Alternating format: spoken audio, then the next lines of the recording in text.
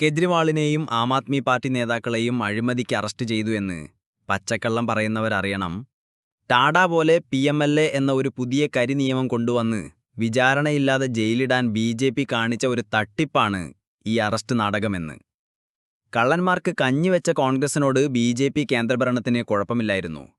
അതുകൊണ്ടാണ് BJP കേന്ദ്രം ഭരിക്കുമ്പോൾ കോൺഗ്രസിന് ഡൽഹി ACB ആന്റി കറപ്ഷൻ ബ്രാഞ്ചിന്റെ നിയന്ത്രണം കൊടുത്തത്. എന്നാൽ ആം ആദ്മിക്ക് ഭരണം കിട്ടിയപ്പോൾ ACB നിയന്ത്രണം കേന്ദ്രം തട്ടിയെടുത്തത് വെറുതെയല്ല. ആം ആദ്മിക്കാർ ഭരണത്തിൽ വന്നപ്പോൾ ACBയെ ഉപയോഗിച്ച് BJPക്കും കോൺഗ്രസിനും അദാനിക്കും അംബാനിക്കുമെതിരെ കേസെടുത്തപ്പോൾ ഭയന്നുപോയ BJP ACBയുടെ നിയന്ത്രണം തട്ടിയെടുത്തത് വെറുതെയായിരുന്നില്ല. തങ്ങളുടെ പാർട്ടിയെപ്പോലെ അഴിമതിക്കാരാണ് ആപ്പുമെന്ന ഒരു പ്രതീതി ജനിപ്പിക്കാൻ BJP നടത്തിയ നാടകമാണ് ഈ കളികളൊക്കെ. എന്തു കളി കളിച്ചാലും ആപ്പ് നേതാക്കളുടെ ജീവിതം സുതാര്യമാണെന്ന് ജനങ്ങൾക്കറിയാം. എന്ത് ആരോപണം ആപ്പിനെതിരെ നടത്തിയാലും ആപ്പ് നിരന്തരം അഴിമതിക്കെതിരെയും വർഗീയതയ്ക്കെതിരെയും ശബ്ദിക്കുക തന്നെ ചെയ്യും. നടക്കാത്ത മധ്യ അഴിമതിയുടെ പേര് പറഞ്ഞ് വിചാരണയില്ലാതെ PMLA എന്ന പുതിയ നിയമത്തിന്റെ ബലത്തിൽ മാസങ്ങളോളം ജയിലിലടച്ചു. കോടതിയിൽ വെച്ച് ജഡ്ജി തന്നെ തുറന്നു പറഞ്ഞതാണ് ഈ കേസ് വിചാരണ തുടങ്ങിയാൽ 2 മിനിറ്റ് പോലും നിൽക്കില്ല എന്ന്. അങ്ങനെ ഒരു വിചാരണ പോലും നടക്കാതെയാണ് കോടതി എല്ലാ ആം ആദ്മി നേതാക്കൾക്കും ജാമ്യം കൊടുത്തത്. PMLA അല്ലാതെ സാധാ നിയമപ്രകാരമാണ് കേസെടുത്തതെങ്കിൽ ജഡ്ജിക്ക് പെട്ടെന്ന് ജാമ്യം കൊടുക്കാൻ പറ്റും. എന്നാൽ PMLA എന്ന പുതിയ കരിനിയമം പെട്ടെന്ന് ജാമ്യം അതിനനുവദിക്കുന്നില്ല എന്നതാണ് യാഥാർത്ഥ്യം. എന്നിട്ടും അവസാനം ജാമ്യം കൊടുക്കേണ്ടി വന്നു. കൈക്കൂലി കൊടുത്തു എന്ന് പറയുന്ന വ്യക്തിയെ ജയിലിലിട്ട് പീഡിപ്പിച്ചപ്പോൾ ആദ്യം കൊടുത്ത മൊഴി തിരുത്തി രണ്ടാമത് കള്ളമൊഴി കൊടുപ്പിച്ചു. ഈ വ്യക്തിയാണ് BJPക്ക് കോടികൾ സംഭാവന ചെയ്തത്. അതിനുശേഷമാണ് അങ്ങേർക്ക് ജാമ്യം കിട്ടിയത്.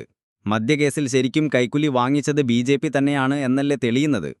പിന്നെ BJP ഡൽഹിയിൽ ജയിച്ചത് വിവിധതരം കളികൾ കളിച്ചിട്ടാണ് എന്നത് വ്യക്തമാണ്. കെജ്രിവാളിന്റെ മണ്ഡലത്തിൽ മാത്രം 39,500 വോട്ടുകളാണ് കട്ട് ചെയ്തത്.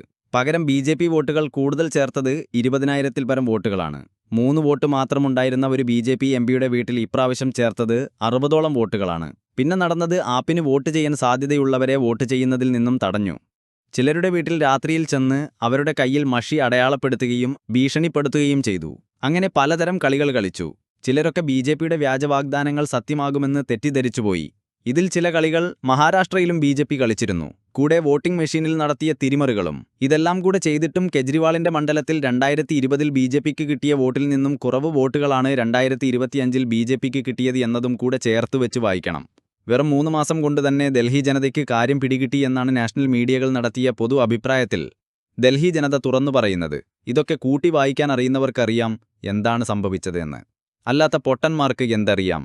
മേരെ രംഗദേ ബസന്തി ചോല എന്ന ആപ്പിന്റെ സമ്മേളനത്തിലൊക്കിൽ ഉറക്കെ കേൾക്കുന്ന ഒരു വിപ്ലവഗാനമുണ്ട്.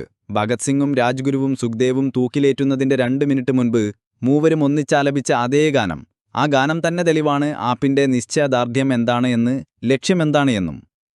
ആം ആദ്മികൾ ഇന്ത്യക്ക് സ്വാതന്ത്ര്യം നേടിത്തന്ന വിപ്ലവകാരികൾ സ്വപ്നം കണ്ട ഒരു ഇന്ത്യയെ കെട്ടിപ്പടുക്കുക തന്നെ ചെയ്യും. അഴിമതിയും വർഗീയതയും തുടച്ചു നീക്കി രാജ്യത്തെ ജനങ്ങൾക്ക് എല്ലാം വികസനത്തിന്റെ ഉയരത്തിലെത്തിക്കാൻ ജനങ്ങളെ പ്രാപ്തരാക്കും.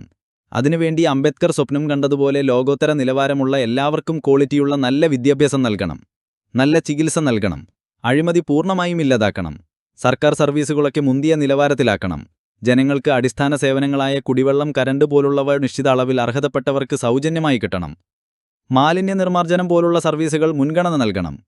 ഇതിനൊക്കെ പ്രധാന തടസ്സം ജനങ്ങളെ മതത്തിന്റെ പേരിൽ തമ്മിലടിപ്പിക്കുക എന്ന തന്ത്രം മാത്രം നടത്തുന്ന BJPയാണ്.